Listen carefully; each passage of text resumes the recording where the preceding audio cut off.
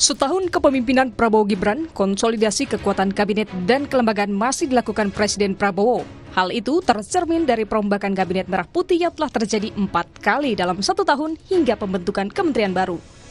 Besarnya parpol pendukung pemerintah yang terlibat dalam kabinet membuat pemerintahan Prabowo Gibran memiliki 48 kementerian serta 5 lembaga setingkat menteri. Berkali-kali Presiden Prabowo meminta menteri yang ditunjuknya untuk bekerja keras menyukseskan program pemerintahannya. Menteri yang tidak bisa mengikuti program dan ritme kerja pemerintahannya harus siap dicopot. 1 kali peringatan, masih nakal, masih nggak mau dengar. 2 kali peringatan, 3 kali apa boleh buat? Reshuffle, harus diganti. Karena demi negara, bangsa, dan rakyat tidak boleh ada rasa kasihan. Yang kasihan rakyat Indonesia. Dalam 1 tahun pemerintahannya, Prabowo telah 4 kali melakukan bongkar pasang kabinetnya. 19 Februari 2025, Presiden Prabowo melantik Brian Yuliarto sebagai Mendikti-Saintek menggantikan Satrio Sumantri Brojonegoro. 8 September 2025, Presiden Prabowo melantik Purbayudisa Dewa sebagai Menteri Keuangan, Muhtarudin sebagai Menteri Perlindungan Pekerja Migran Indonesia atau Kepala BP2MI, Ferry Joko Yuliantoro sebagai Menteri Koperasi, dan Muhammad Irfan Yusuf sebagai Menteri Haji dan Umroh. 17 September 2025, Prabowo melantik Jamari Caniago sebagai Menteri Koordinator Bidang Politik dan Keamanan, serta Erick Thohir sebagai Menteri Pemuda dan Olahraga. Terakhir, pada 8 Oktober 2025, Presiden Prabowo melantik Ahmad Wiyagus sebagai Wakil Menteri Dalam Negeri dan Benyamin Paulus Octavianus sebagai Wakil Menteri Kesehatan.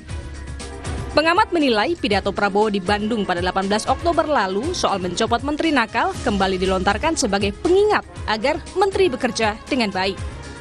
Prabowo paling tidak sudah menegur menteri-menterinya gitu sebanyak 5 kali, 6 kali lah dengan yang ini gitu. Jadi menurut saya tidak ada sesuatu yang baru.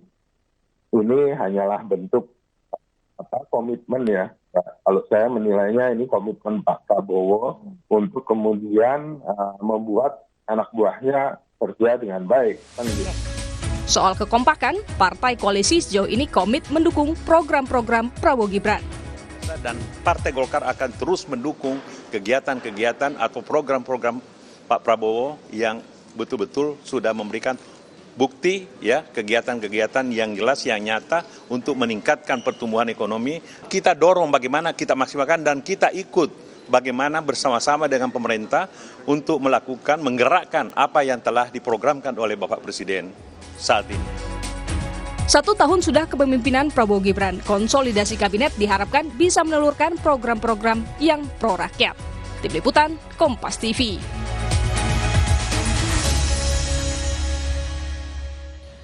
Ya, 1 tahun sudah pemerintahan Prabowo Gibran, konsolidasi politik di tengah partai pendukung yang besar hingga reshuffle mencari menteri yang mampu mengikuti ritme pun dilakukan. Lalu apakah kebijakan yang dilahirkan telah tepat? Kita bahas bersama Sekretaris Jenderal Partai Golkar Muhammad Sarmuji, Direktur Ekonomi Digital Selius Nailul Huda, Direktur Algoritma Research dan Consulting Aditya Perdana. Selamat petang Pak Sarmuji, Mas Huda, Mas Aditya. Selamat petang. Sore, Mbak. Ya, saya langsung ke Pak Aditya dulu kalau begitu. Selama 1 tahun, 4 kali reshuffle, Anda melihat ini adalah langkah yang diperlukan atau cuma bagi-bagi kursi? Mas Aditya? Ya, saya pikir itu bisa dalam banyak hal ya kita melihat perspektif itu. Di awal pemerintahan Pak Prabowo memang kita paham posisinya adalah bagaimana berusaha untuk merangkul dan mengakomodir semua sebagian besar kekuatan politik yang ada gitu ya, sebagai implikasi dari apa yang terjadi pernah dilakukan oleh Pak Jokowi sebelumnya.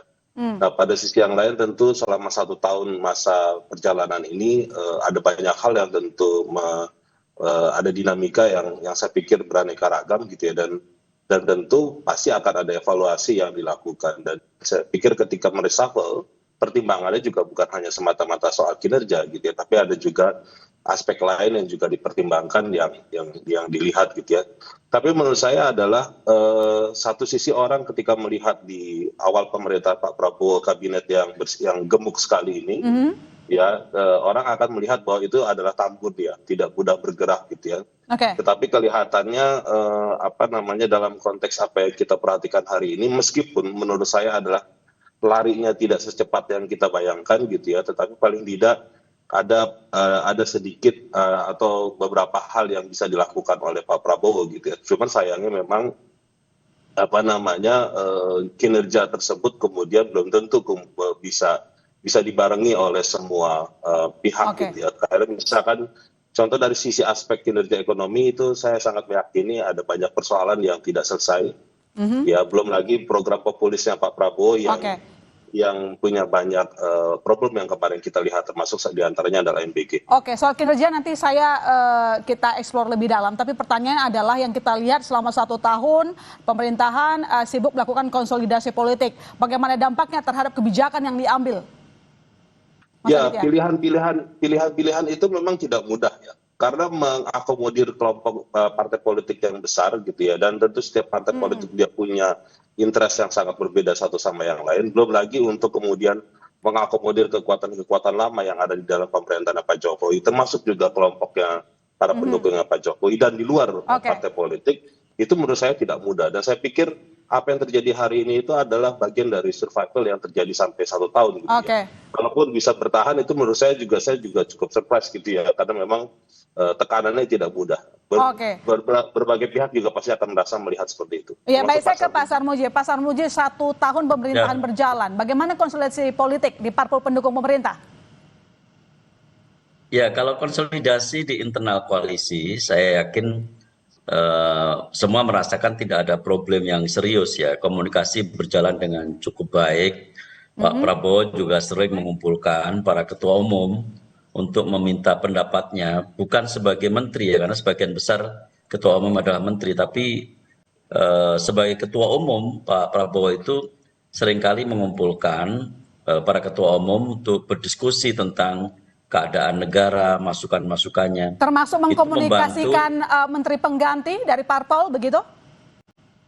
Ya tentu kalau ada yang diganti ya pasti Pak Prabowo. Pak Prabowo ini punya kewenangan sebenarnya, tapi Pak Prabowo ini orang yang sangat punya sopan santun ya. Jadi setiap mau mengganti menteri yang berasal dari partai, pasti ketua umumnya diajak bicara. Itu kelebihan Pak Prabowo, padahal kita sadar semua kalau itu adalah hak prerogatif presiden. Kembali ke konsolidasi politik, stabilitas politik yang saat ini dinikmati oleh pemerintahan itu tidak terlepas dari hasil konsolidasi partai-partai politik yang bergabung di pemerintahan Pak Prabowo. Kita semua tahu bahwa pemerintahan Pak Prabowo ini didukung oleh mayoritas parlemen, mayoritas partai politik. Jadi dari sisi stabilitas politik Pak Prabowo sama sekali tidak menghadapi kendala. Tidak mengalami kendala selama setahun. Saya ke Mas Huda, setiap kebijakan ekonomi ada pergantian menteri, kita lihat salah satunya pergantian menteri keuangan. Menurut Anda apakah ini memberikan dampak yang baik ke kinerja kabinet? Nanti dijawab Mas Huda, kami kembali saudara, tetap di Kompas Petang.